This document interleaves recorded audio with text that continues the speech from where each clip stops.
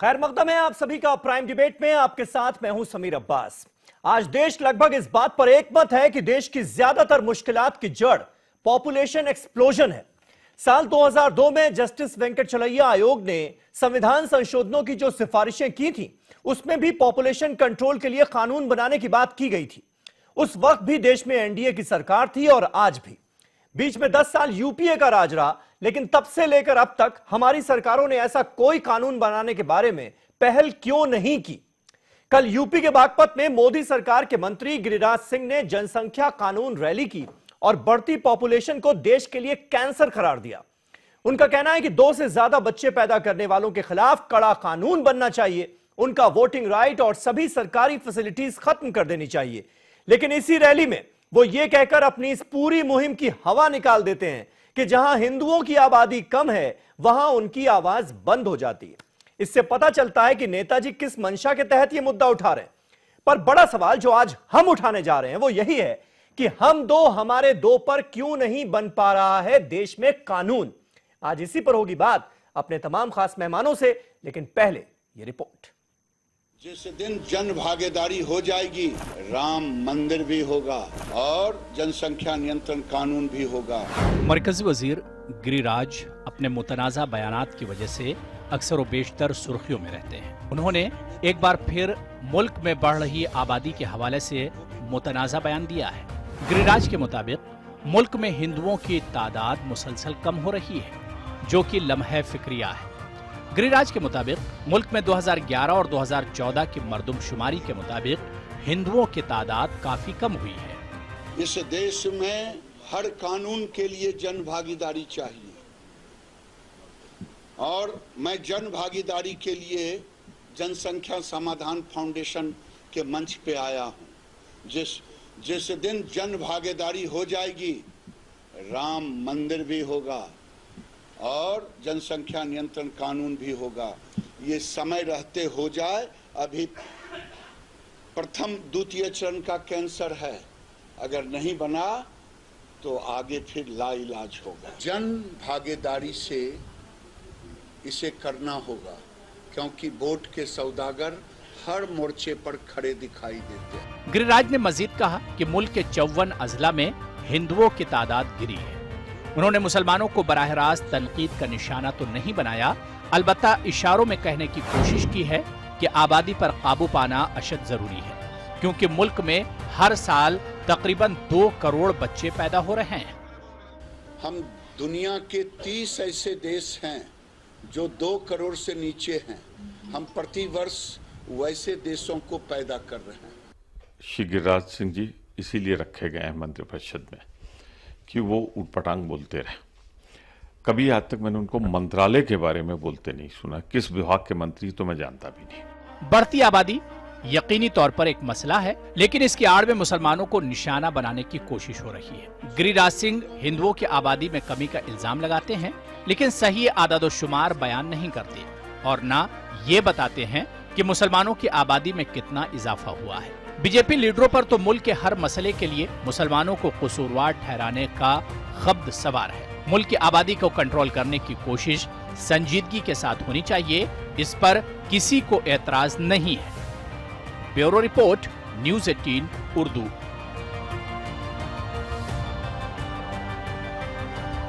बड़ा सवाल यही है कि हम दो हमारे दो, जिसका बार बार जिक्र किया जा रहा है। और खास बात यह है कि जिस पार्टी की सरकार है उसके नेता और सरकार के मंत्री तक इस बात को कह रहे हैं कि इसकी जरूरत है, फिर यह कानून लाया क्यों नहीं जा रहा है? यही मेरा आज का सवाल है। हमारे साथ तमाम खास मेहमान जुड़ चुके हैं। हमारे साथ आज अश्वनी उपाध्याय साहब मौजूद हैं, वकील हैं, साथ ही साथ भारतीय जनता पार्टी के स्पोक्स पर्सन हैं। और गिरिराज सिंह के साथ अश्वनी उपाध्याय इस रैली में मौजूद भी थे। बागपत की जो ये रैली हुई है जनसंख्या नियंत्रण कानून को लेकर। साथ ही साथ हमारे साथ शकील अंसारी साहब मौजूद हैं, कांग्रेस पार्टी के लीडर हैं, कांग्रेस का पक्ष रखेंगे, बिहार सरकार में मंत्री रहे। मोहम्मद अब्बास साहब हमारे साथ मौजूद हैं, समाजवादी पार्टी के सीनियर लीडर हैं, यूपी सरकार में मंत्री रहे। असद खान फलाही साहब हमारे साथ मौजूद हैं, इस्लामिक स्कॉलर हैं। और थोड़ी देर में 2 और खास चेहरे इस डिबेट को ज्वाइन करेंगे। Doctor HS. रावत साहब हमारे साथ मौजूद हैं, जो कि हिंदू धर्मगुरु हैं, और शाइस्ता अंबर हमारे साथ जुड़ेंगी सीधे लखनऊ से, जो कि ऑल इंडिया महिला मुस्लिम पर्सनल लॉ बोर्ड की अध्यक्ष हैं। अश्विनी जी, पहला सवाल आपसे, क्योंकि आप इस रैली में मौजूद थे और एक तरह से देखा जाए तो रैली का मकसद जो था वो बड़ा नेक था, क्योंकि इस देश की जो सबसे बड़ी प्रॉब्लम है पॉपुलेशन एक्सप्लोजन की, जिसकी वजह से तमाम तरह की दिक्कतें इस देश में हो रही हैं, उसको एड्रेस किया गया। लेकिन जब आप इसी रैली में ये कह देते हैं जहां हिंदू कम है वहां पर ये हो रहा है, जहां मुसलमान ज्यादा हो गए वहां पर ये हो रहा है, तो कहीं ना कहीं पूरे मुद्दे को की हवा निकाल दी जाती। आपको नहीं लगता कि इस तरह की बातों से बहुत बचकर रखना चाहिए, तभी यह मुहिम आगे बढ़ पाएगी?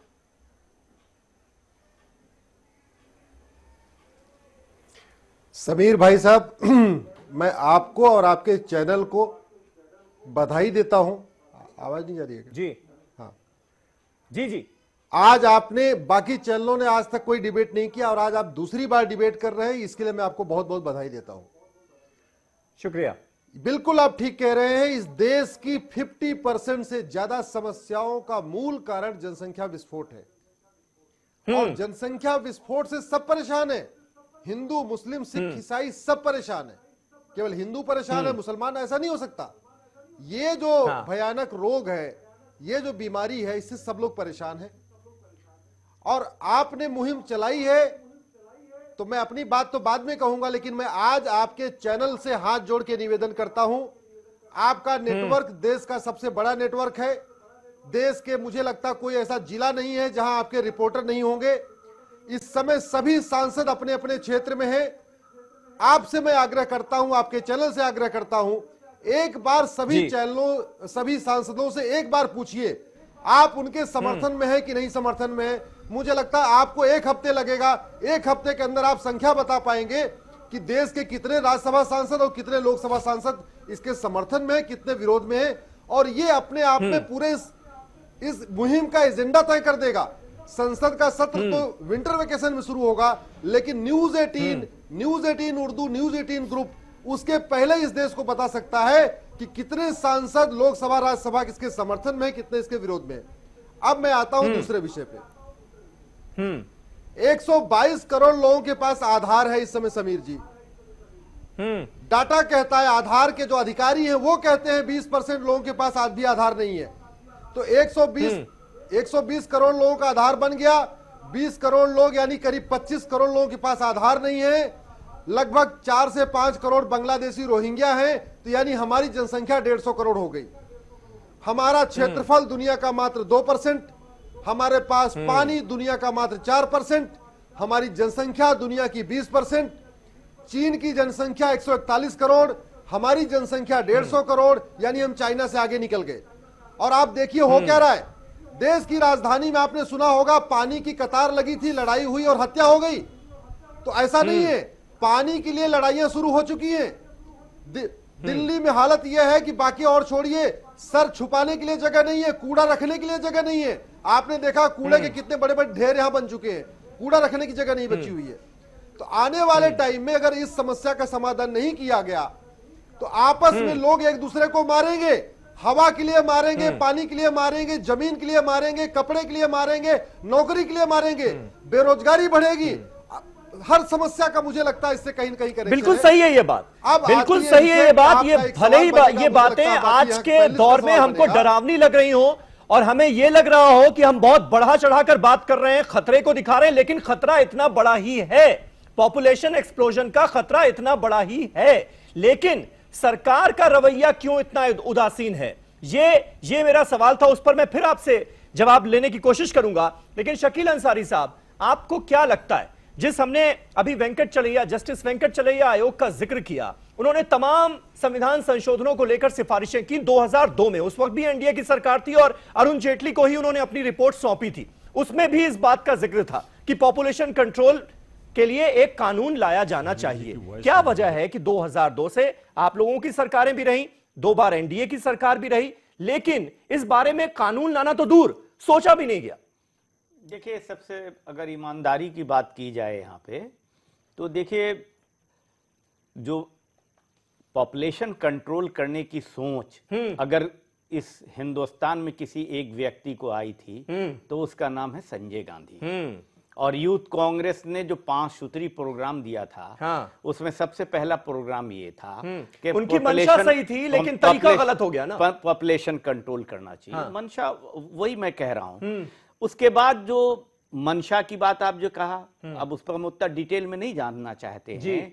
नतीजा रिजल्ट ये हुआ कि सरकार चली गई, इमरजेंसी आई और ये सब जितनी चीजें हुई उनके बाद सरकार चली गई। उसके बाद तो जनता दल की सरकार बनी थी जिसमें बीजेपी शामिल थी जी। अटल बिहारी वाजपेयी की सरकार फिर बाद में बनी, जो प्राइम मिनिस्टर बने 3 बार, वो भी उनकी सरकार थी।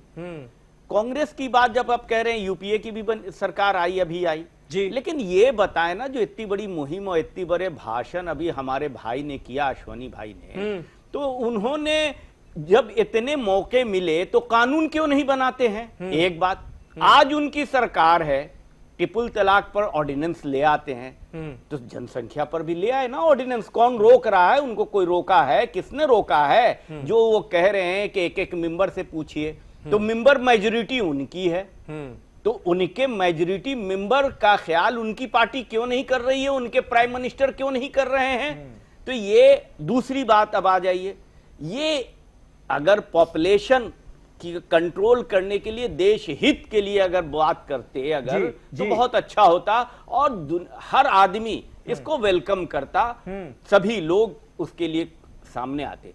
लेकिन उसके पीछे इनकी राज क्या है? फौरन जनसंख्या कंट्रोल के नाम पर वो जाते हैं, माइनॉरिटीज पर अटैक कर देते हैं कि वो उनके यहाँ आबादी ज्यादा बढ़ रही है। हिंदू जो मेजोरिटी कम्युनिटी है उसको डराने की बात करते हैं। आज तक ऐसा है कि 80% आबादी को 20% आबादी का भय, खौफ और डर दिखाकर सत्ता हासिल करने की एक साजिश की जा रही है, मुल्क को एक कम्युनलाइज करने की एक साजिश की जा रही है। तो ये मुहिम जो उनकी है, 4.5 साल आराम से गुजर गया, कभी कुछ नहीं हुआ। हाँ। आज जब 4.5 साल के बाद चुनाव आने वाले हैं, हाँ। और अभी 3 स्टेट के बड़ा महत्वपूर्ण इंपॉर्टेंट कह सकते हैं कि चुनाव हो रहे हैं, तो इनको ये बात समझ में आ रही है, और सीधी नहीं समझ में आ रही, उसमें भी टेहरी समझ में आ रही है। हाँ। कि किसी खास मजहब के लोगों की आबादी बढ़ रही है, जो सरासर। और यही जब हम कह देते हैं ना, यही जब हम कह देते हैं तो नेताजी की मंशा पर सवाल खड़े हो जाते हैं। यही जब हम कह देते हैं तो सारी मुहिम की हवा निकाल कर रख देते हैं। Doctor HS. रावत साहब हमारे साथ मौजूद हैं। रावत साहब, आपको क्या लगता है, ये हम दो हमारे दो कानून का जिक्र आज 4.5 साल बाद सत्ता में रहने के क्यों हो रहा है? जब सरकार बनी तब क्यों नहीं ख्याल आया? और हम दो हमारे दो की बातें तो हम जब बच्चे थे तब से सुनते आ रहे हैं। समीर भाई जी, अभी हमारे मित्र वकील साहब बोल रहे थे, उन्होंने बहुत सारी चीजें गिनवा दी। अरे सत्ता में तो आप हो और हम तो आपको सपोर्ट करते हैं हमेशा। आप कानून ले आओ, कानून ले आना चाहिए था बहुत पहले। अब तो आप करने वाले, आप बोलने वाले नहीं। आप अपोजिशन की तरह मत बोलो कि ये होना चाहिए, वो होना चाहिए।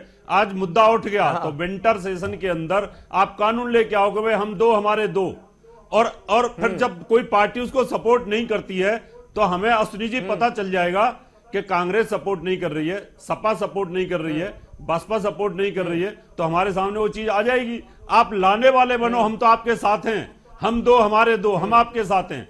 बस आप ये छोड़ दो कि ऐसा नहीं हुआ वैसा नहीं हुआ, आप करने वाले बनो, आप कर डालो उसको, आप कानून लाओ। देखिए पार्टी सामने आएंगी, अयोध्या के ऊपर बिल लेके आओ, आप लाने वाले बनिए। बस अब छोड़ दो उन चीजों को, करिए आप। हम तो यही चाहते हैं समीर जी कि अब करने का समय है, जितना समय निकल गया निकल गया। ठीक है, ठीक है। असद खान फलाही साहब, क्या आपको लगता है कि इस पूरी मुहिम में, मैं आता हूं अश्विनी जी, एक एक करके सबकी राय सामने आ जानी चाहिए। एक बार फलाही साहब बोलिए। डिबेट को पार्टी लेवल या पार्टी पक्ष से बात न करें, इसको केवल देशहित में, आज की डिबेट केवल देशहित में होनी चाहिए बस। ठीक है, ठीक है, होना तो यही चाहिए, लेकिन हो कहां पाता है। फलाही साहब मुझे ये बताइए, इस पूरी कवायद में कहीं धर्म बीच में आड़े आता है क्या? इसी कवायद की क्यों बात कर रहे हैं समीर भाई? अगर किसी भी योजना के अंदर आपने धर्म का रंग डाल दिया उसके अंदर, तो वो योजना अपने आप फेल हो जाएगी, उसमें और कुछ करने की जरूरत ही नहीं है। क्यों? क्योंकि सामने वाला ये सोच के चलेगा कि यार ये तो हिंदू के लिए बनाई गई है, और ये मुसलमान ये सोचेगा कि ये तो मुसलमान को सामने रख के बनाई गई है हमें टारगेट करने के लिए। जैसा अभी शकील भाई कह रहे थे वोट के पोलराइजेशन के लिए, आपने सभी को अच्छा वक्त दिया, इसलिए मैं उम्मीद करता हूं मुझे भी अच्छा वक्त देंगे। पूरी दुनिया के अंदर माइनॉरिटी को डर होता है मेजॉरिटी से, ठीक है ना? उनकी जान, उनकी माल, उनकी इज्जत आबरू की, और वहां की माइनॉरिटी कितनी प्रॉस्पेरियस है, इससे उस मुल्क की प्रॉस्पेरिटी का पता चलता है। हिंदुस्तान के अंदर ऑपोजिट कर दिया गया कि यहाँ की मेजॉरिटी को माइनॉरिटी से डरा दिया करोगे कि आप सपोर्ट करोगे भलाई साहब? अगर अश्विनी उपाध्याय जी बिल लेके आते हैं, आ रहा हूं पॉपुलेशन पे भी आ रहा हूं सर, सपोर्ट करेंगे इस बिल को। अरे देखिए ये this is not the way to debate. बोलिए फलाही साहब बोलिए। जो जनसंख्या के एक्सपर्ट हैं, जो पॉपुलेशन कंट्रोल के एक्सपर्ट हैं, उनके मुताबिक 2035 से लेकर 2040 के बीच में हिंदुस्तान की जनसंख्या जो है वो स्टेबलाइज्ड हो जाएगी, ठीक है? लेकिन उससे पहले हमारे को ऐसा नहीं कि हम उसके इंतजार में बैठे रहे। देखिए यहाँ बैठ के एक दूसरे के आरोप प्रत्यारोप पे नहीं बात होगी। बहरहाल चूंकि जो सत्ता में है वो तो सोचने को तैयार नहीं है।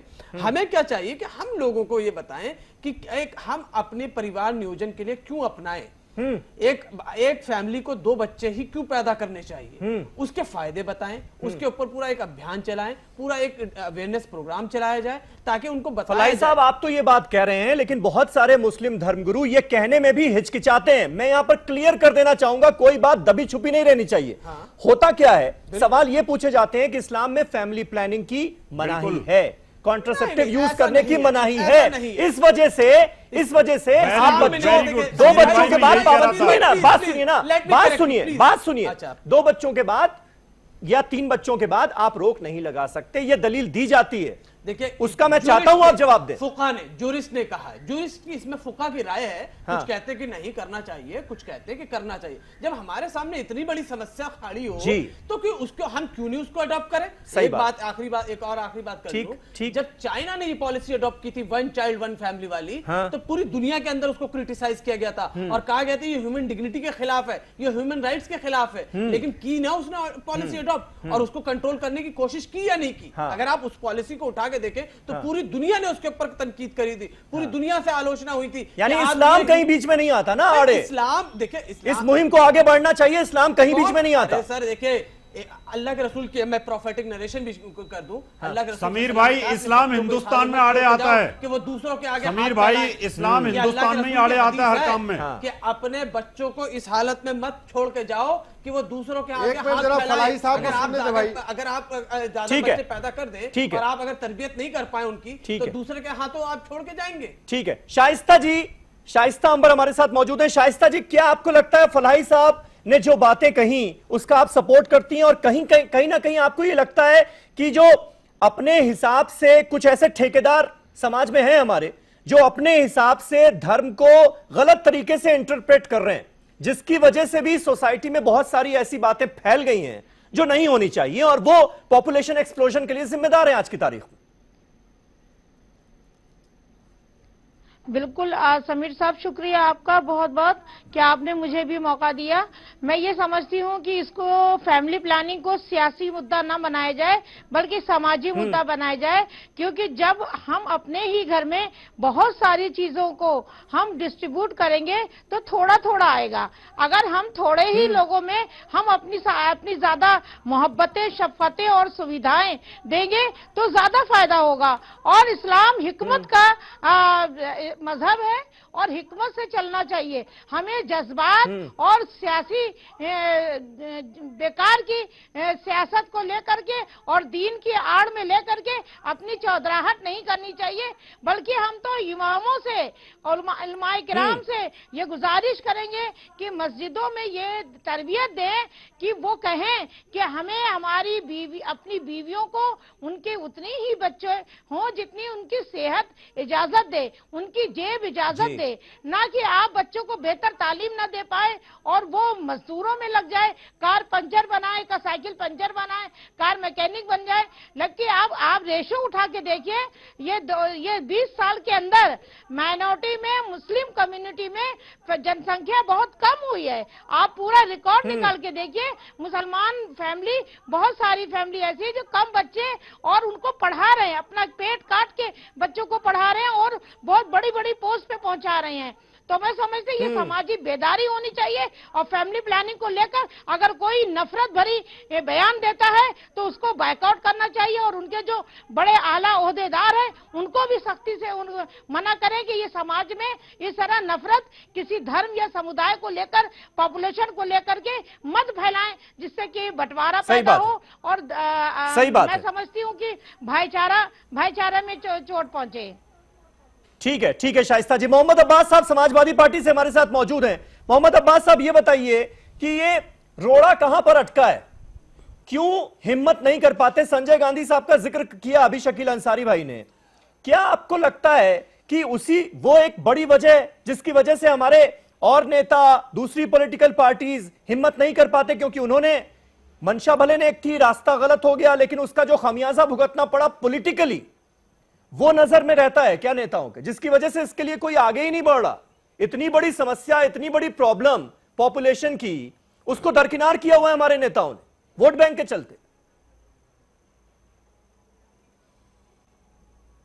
समीर भाई, हमारे मुल्क ने एक संविधान बनाया और एक शानदार संविधान बनाया है जी। संविधान का यह कहना है कि इस मुल्क में रहने वाले हर व्यक्ति को बराबर का अधिकार है और बराबर के संसाधनों पर अधिकार है, और यह देखने का विषय है कि आबादी उन लोगों की बढ़ रही है, वो चाहे हिंदू हो या मुसलमान हो, जो संसाधनों से वंचित हैं, जो अशिक्षित हैं, जो दुनिया के अच्छे सिस्टम से दूर हैं, उनमें अज्ञानता है, अशिक्षा है। जब तक हम समाज को शिक्षित नहीं करेंगे तब तक मेरा मानना है कोई भी आबादी बढ़ाने का फार्मूला, कम करने का फार्मूला लागू नहीं होगा। हमें लोगों को जन जागरण चलाना चाहिए।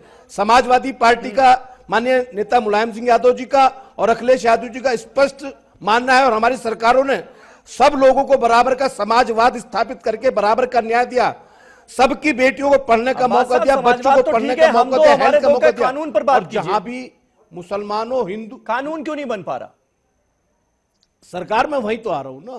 कानून तो कानून बनाने वाले लोग जब उसके सांसद कहेंगे, भगवा टोले के सांसद कहेंगे, साध्वी और साधु कहेंगे कि 10-10 बच्चे पैदा करो, अधिकार है हमारा, सांसद होकर जब इस तरह की बात करेंगे, सांसद जो हमारी साध्वी है, सांसद है, 10-10 बच्चों की मुहिम चला रही हैं, तो जिस देश की संसद के बैठे हुए लोग इस तरह की बातें करेंगे वो कैसे हो जाएगा? और मैं बाकी हमारे जो वक्ता हैं उनकी बात से सहमत हूं, पर वक्ताओं से सहमत हूं कि अगर धर्म बेस बनाकर आप कोई चीज चलाओगे तो वो सिर्फ वोटों के लिए है, देश हित में नहीं और देश की दशा और दिशा सोचकर नहीं है। और मैं इस्लाम के मुतालिक एक बात कहना चाहता हूं कि इस्लाम में शादी करना फर्ज नहीं है। अगर शादी नहीं हो रही कोई बात नहीं, शादी सुन्नत है। बच्चे पैदा करना फर्ज नहीं है कि हर हाल में पैदा करो, ये हो जाए तो अच्छी बात है, ना हो तो कोई ऐसा पाप नहीं है। लेकिन अगर बच्चे पैदा हो जाए, ये स्पष्ट है कि बच्चे अगर पैदा हो जाए तो उनकी तरबियत देना, उनको शिक्षित करना कंपलसरी है।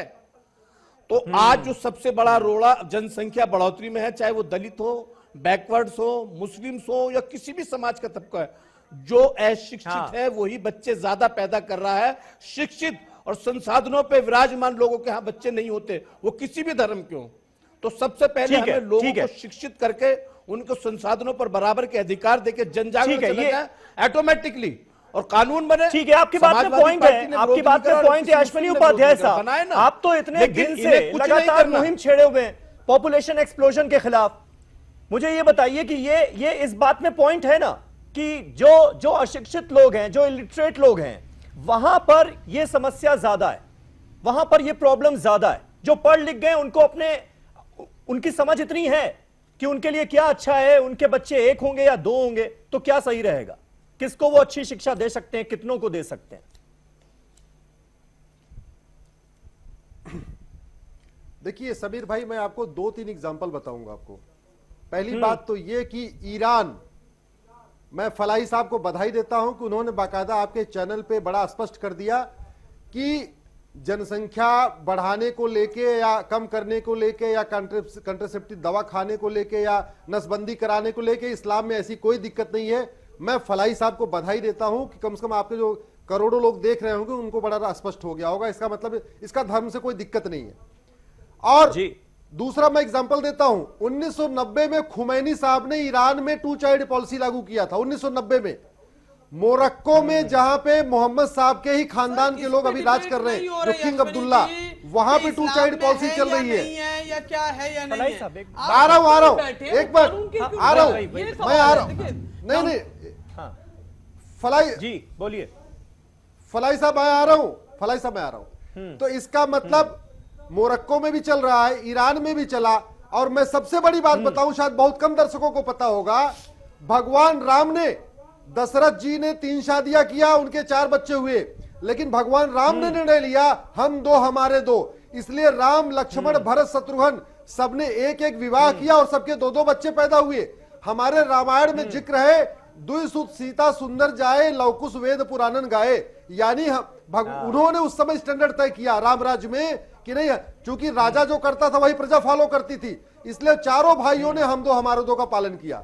अब मैं आगे आता हूं। वर्तमान स्थितियों में जेल में भीड़ है, रेल में भीड़ है, बस में भीड़ है, ट्रेन में भीड़ है, थाने में भीड़ है, तहसील में भीड़ है, जिले में भीड़ है, कचहरी में भीड़ है, हाई कोर्ट में भीड़ है, सुप्रीम कोर्ट में भीड़ है, स्कूल में भीड़, हॉस्पिटल में भीड़, आप कहीं चले जाओ भीड़ ही भीड़।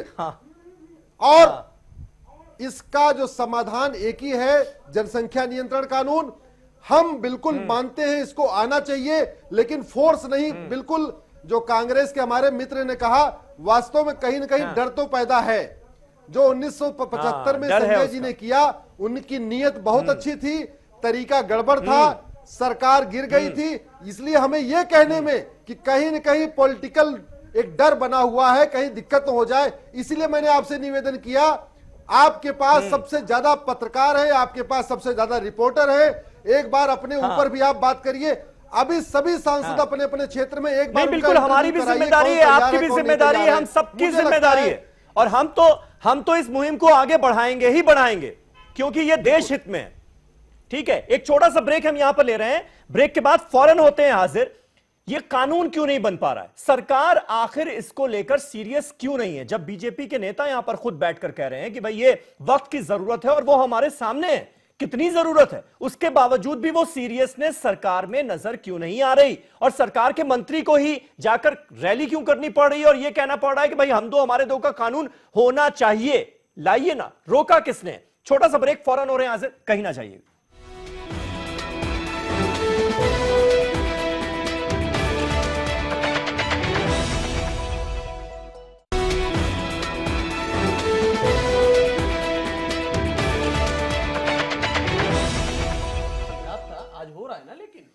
तो हम 2 हमारे 2 पर क्यों नहीं बन पा रहा है कानून, यह है हमारा आज का सवाल। तमाम खास मेहमान हमारे साथ बने हुए हैं और सेकंड सेगमेंट की शुरुआत में डॉक्टर एच.एस. रावत साहब से करना चाहूंगा। रावत साहब, सवाल हमारा आज का यही था कि कानून क्यों नहीं बन पा रहा है। आपको नहीं लगता कि इसके लिए कहीं ना कहीं वो नेता भी जिम्मेदार हैं जो अपने आप को कट्टर हिंदूवादी नेता साबित करने की कोशिश करते हैं और मुसलमानों की बढ़ती जनसंख्या का डर दिखाते हैं और हिंदू समाज से यह आह्वान करते हैं कि भाई 4 बच्चे पैदा करो, 10 बच्चे पैदा करो, नहीं तो हम कम हो गए तो ना जाने क्या हो जाएगा, ना जाने कौन सी कयामत आ जाएगी। लगता नहीं आपको जिम्मेदारी उनकी भी बनती है? देखो समीर भाई जी आप बड़ी लॉजिकल डिबेट करते हैं, इसमें नो डाउट, लेकिन प्रत्यक्ष को प्रमाण की आवश्यकता नहीं होती है। आप अगर देखें कि हिंदुस्तान अफगानिस्तान से लेकर बांग्लादेश और कहां तक फैला हुआ था, ये कौन सी नीति के तहत हिंदू खत्म हुए, ये तो समझना ही पड़ेगा। और सबसे बड़ी बात है, फलाई साहब तो अच्छी बात करते हैं, बड़ी मीठी मीठी बातें टीवी पे कर देते हैं, लेकिन जब यहां दूसरे लोग आकर के बैठते हैं जो टोपी लगा करके, और उस समय अगर उनसे इस बात को कर दिया जाए कि भाई हम 2 हमारे 2 की बातें, तो यहां पर तलवारें खिंच जाती हैं। वो बोलते हैं हमारा इस्लाम तो इसको बोलता ही नहीं, अल्लाह ने जो कहा है वो होता रहेगा। इसलिए ये हिंदू जो धर्मगुरु हैं जो बोलते हैं वो क्रिया की प्रतिक्रिया के अंदर बोलते हैं, क्योंकि इस तरीके से देश के हालात बन चुके हैं। आप अगर 47 की जनसंख्या देखें मुसलमानों की और आज की जनसंख्या देखें तो बड़ा फर्क आ रहा है। और ये जब बात डिबेट होती है इस तरह की, तो हमेशा आप देखिए कोई भी कट्टर जो पंथी है वो आकर के बोलेंगे नहीं हमारी कुरान में ऐसा लिखा है, हमारी हदीस में ऐसा लिखा है, हम अल्लाह की बनाई हुई चीज को कोई को खत्म नहीं कर सकते, इसलिए जनसंख्या कानून को मानेंगे नहीं और इसका विरोध करते हैं। अगर उसका डेटा देखेंगे तो आपको पता चलेगा कि मुसलमानों की पॉपुलेशन ग्रोथ रेट जो है वो हिंदुओं से ज्यादा कम हुई है।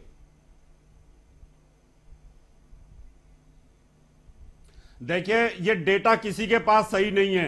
अब गूगल के ऊपर कोई भी मुसलमान अगर डेटा डाल देता है ग्रोथ रेट कम हो गई है तो उसको मान लो, हिंदू कोई डाल देता है तो उसको मान लो, ये तो सरकार के पास है।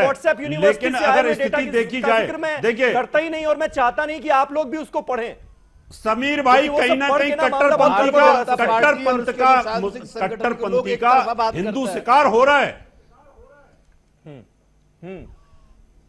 एक तरफा बात नहीं है अब्बास भाई, अगर आप देखे जाए तो देखो क्या हाल हो रहा है जम्मू कश्मीर के अंदर, क्या हाल हो रहा है असम के अंदर, क्या हाल हो रहा है बंगाल के अंदर। तो कहीं ना कहीं कोई कट्टरपंथता का कोई नियम तो है ना, तभी तो हिंदू परेशान हो रहा है। हिंदू चाहता है कि एक नियम बने सबके लिए बराबर, सबका अधिकार हो, तो उसमें दिक्कत क्या है।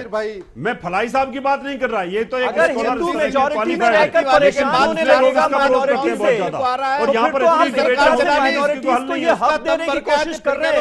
और बच्चे पैदा करें। ये कैसी सोच है रावत साहब, ये कैसी सोच है? इससे तो और बेड़ा गर्क ही होगा। फिर मतलब फिर आप भी डर दिखाइए कि माइनॉरिटीज के लोग ज्यादा हो रहे हैं, आप ज्यादा बच्चे पैदा करो, उधर भी डर दिखाया जाएगा कि मेजॉरिटी इतने ज्यादा हो गए तो यहां भी बच्चे पैदा करो, सब बच्चे पैदा करो।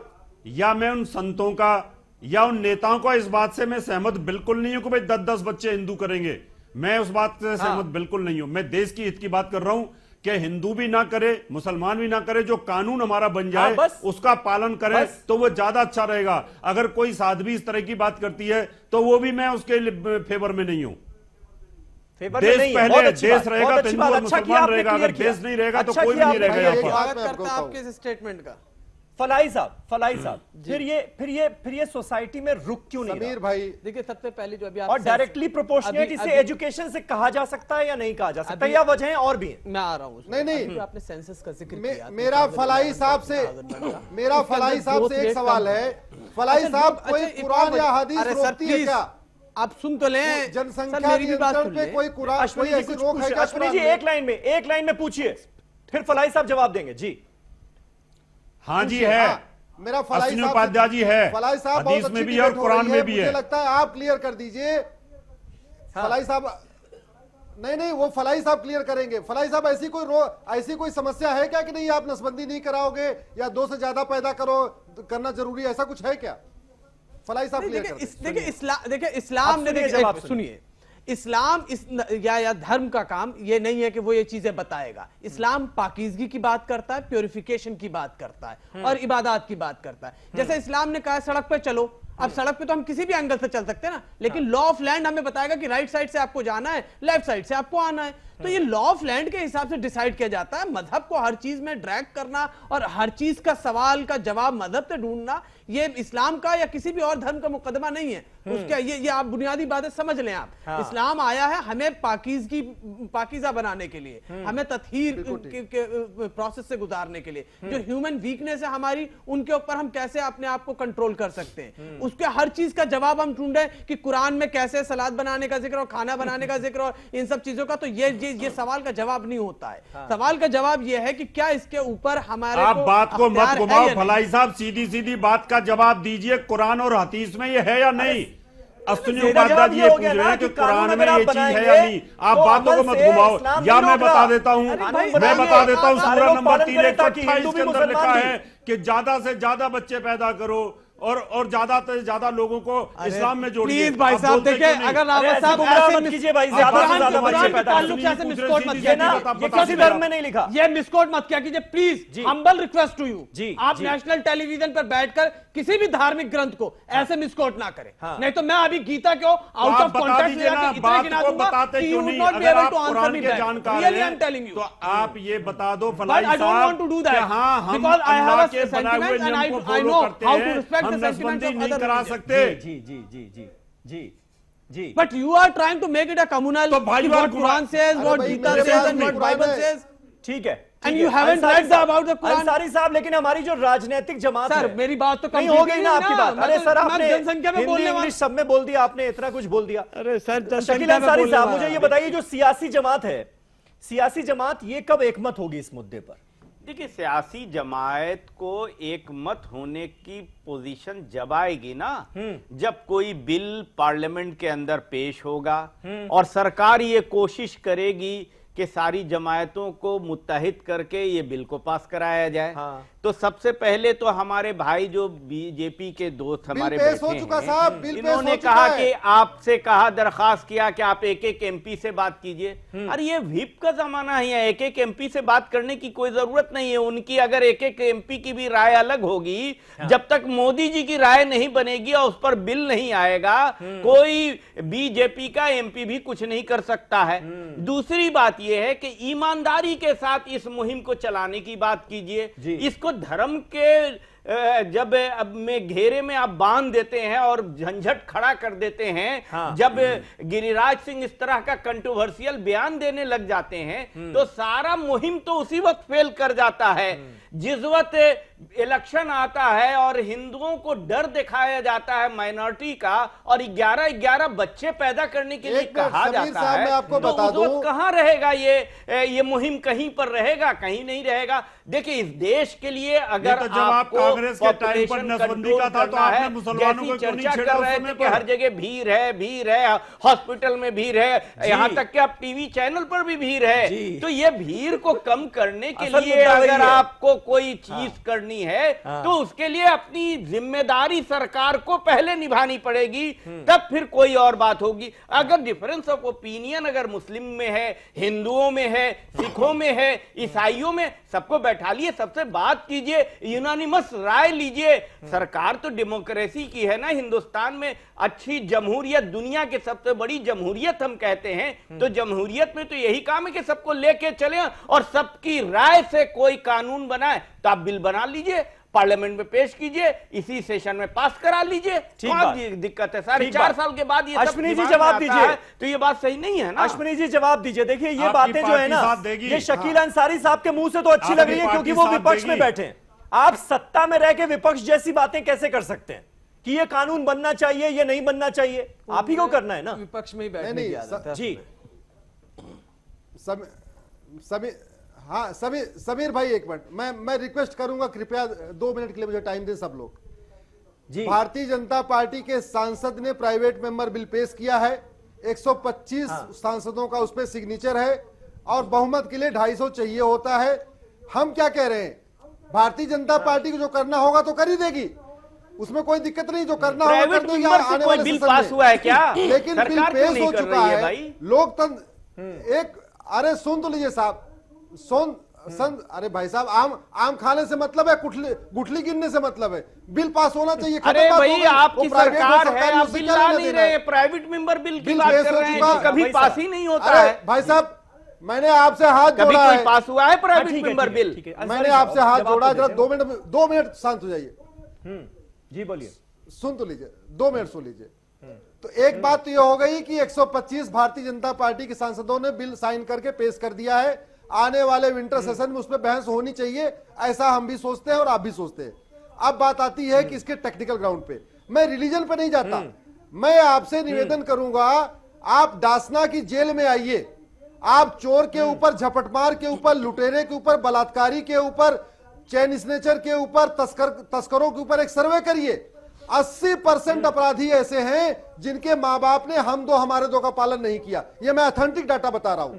आप पत्थरबाजों पर कर लीजिए, पत्थरबाजी का मूल कारण जनसंख्या विस्फोट, नक्सलवाद का संबंध है जनसंख्या विस्फोट से, अपराध का संबंध है जनसंख्या विस्फोट से, अलगाववाद का संबंध है जनसंख्या विस्फोट से, आप कट्टरवाद को देख लीजिए, उसका मूल कारण जनसंख्या विस्फोट है। आप कमजोरों को, गरीबों को, मुझे गाली के बकते हैं।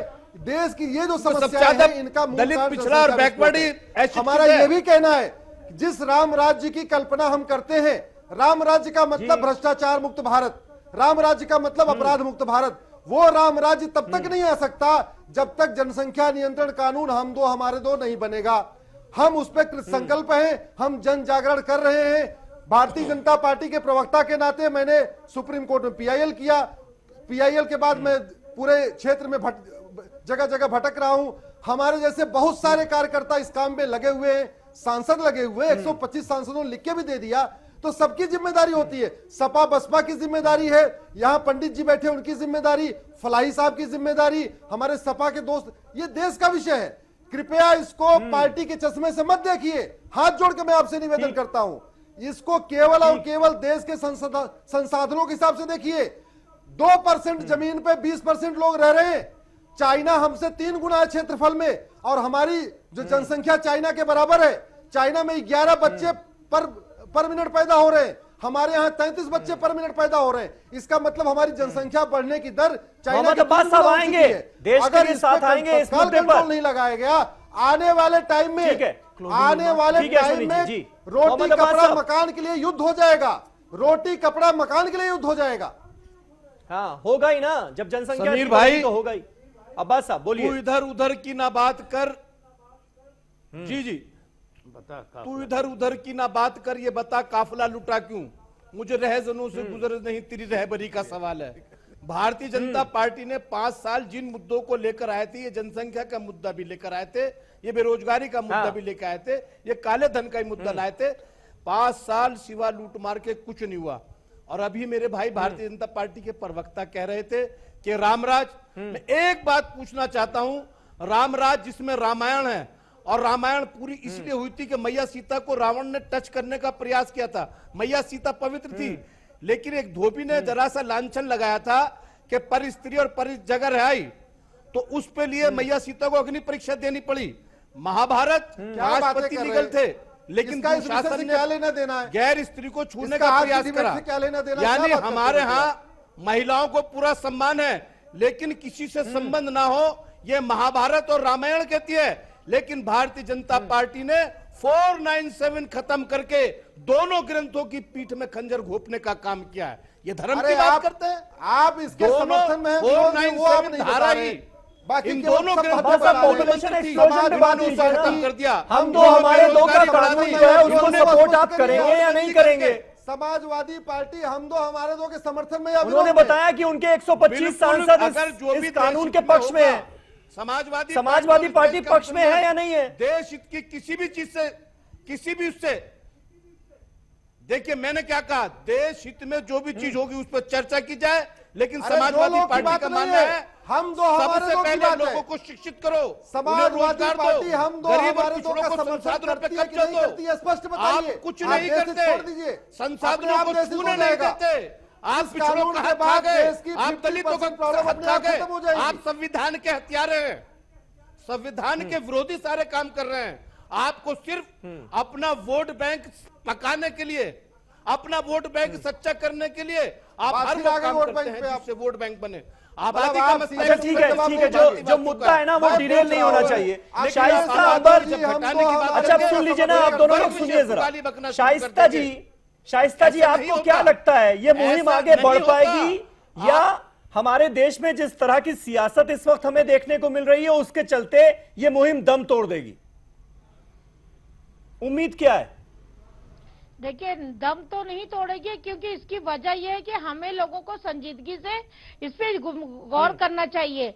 और रहा यह कि ये बहुत शर्म की बात है कि हमारे इस मंच पर या हमारी डिबेट में जो कुछ लोग किसी बिना वजह एक दूसरे धर्म के लोगों को आरोप प्रत्यारोप लगाते हैं, या अपनी अपनी पार्टी का नाम ले करके कि ये हुआ और ये हुआ, इस मुद्दे पर हमारी डिबेट नहीं होनी चाहिए, बल्कि ये एक समाजी मुद्दा है। इसमें परेशानियां हैं, इसमें सबको रोजगार मिले, सबको शिक्षा मिले, सबको तरक्की मिले, और हम लोग गरीबी की, मुफलिसी की हालत में जिए, और देश के गरीबी दुनिया के देशों में हम सबसे ज्यादा पॉपुलेशन में या गरीबी में नंबर आए, ये अच्छी बात नहीं है। हमारे देश सबसे दुनिया की सबसे शिक्षित देशों में माना जाए, सबसे विकास और तरक्की और खुशहाल और आपसी सौहार्द और सभी धर्मों के आपस में मेल जोल और सम्मान का देश माना जाए। ये जरूरी नहीं है कि आप लोग एक दूसरे के धर्म को लेकर के माने। इस्लाम इबादत की बात करता है और हमारे नबी पाक सल्लल्लाहु अलैहि वसल्लम ने दुनिया में आप कैसे समाज में रहे, कैसे उठे, कैसे पड़ोस के साथ, आप पड़ोसी के साथ व्यवहार करें, कैसे रिश्ते निभाएं, इसको भी सिखाया है। सिर्फ इबादत नहीं सिखाई है, समाज में कैसे हम रिश्ते कायम करें, कैसे हम अपने को रखें। अहले बैत से उठा के देख लीजिए तो उसमें भी सारे तरीके इंसानी रिश्तों की मर्यादाओं को एहतराम और देश और वतन और समाज को कैसे बेहतर और आपसी सौहार्द मोहब्बत और एक दूसरे का हक महफूज किया जाए, ये तालीम दी गई है।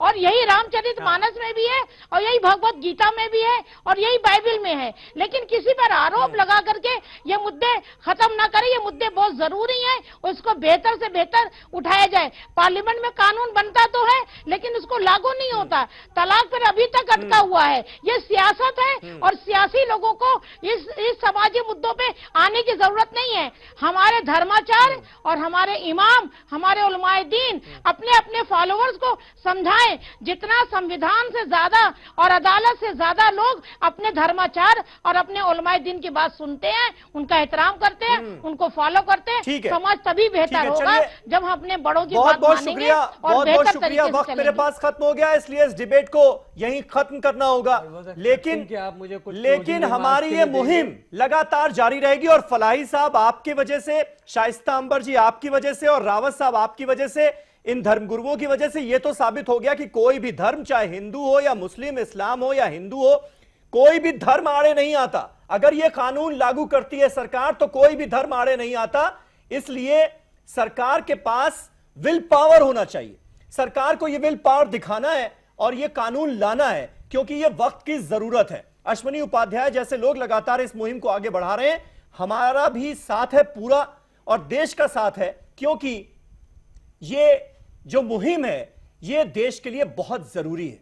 यकीन जानिए इससे जरूरी और कुछ नहीं। इस वक्त पॉपुलेशन एक्सप्लोजन बहुत बड़ी प्रॉब्लम है और उसको एड्रेस करना ही चाहिए सरकार को। बहुत बहुत शुक्रिया आप सभी का। फिर मुलाकात होगी एक नए टॉपिक पर, नई डिबेट के साथ। तब तक के लिए शब बखैर।